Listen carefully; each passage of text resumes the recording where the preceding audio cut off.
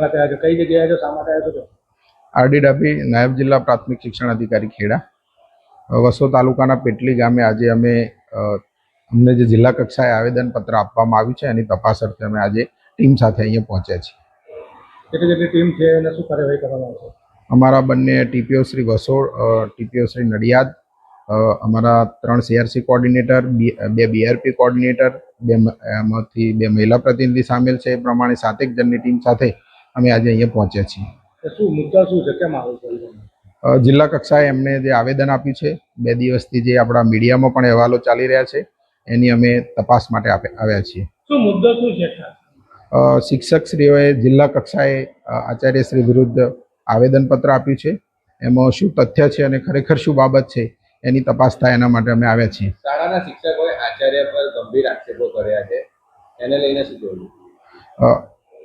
ગંભીર જે આક્ષેપો છે એ બાબતને આજે અમે એસએમસીના સભ્યો, ગ્રામજનો, સરપંચશ્રી, શિક્ષકશ્રી, જેની પર આક્ષેપ છે તે આચાર્યશ્રી, આ બધાને અમે નિવેદન મેળવીશું. શાળાનું સંપૂર્ણ રેકર્ડ ચકાસીશું. વિદ્યાર્થીઓની શૈક્ષણિક જે બાબતો છે એની પણ ચકાસણી કરીશું અને ખરેખર આમાં તથ્ય શું છે અમે જાણી અને આ રિપોર્ટ અમારો જિલ્લા શિક્ષણ અધિકારી, જિલ્લા પ્રાથમિક શિક્ષણ અધિકારી સાહેબશ્રીને સુપ્રત કરીશું.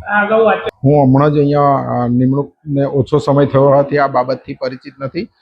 એ અંગે આપને વિગત આપી શકું નહીં.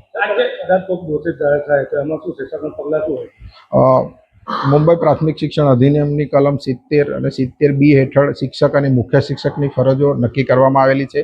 આરટી એક્ટ 2009ની પણ જોગવાઈઓ છે અને ગુજરાત પંચાયત શિસ્ત સેવાની પણ કલમો છે.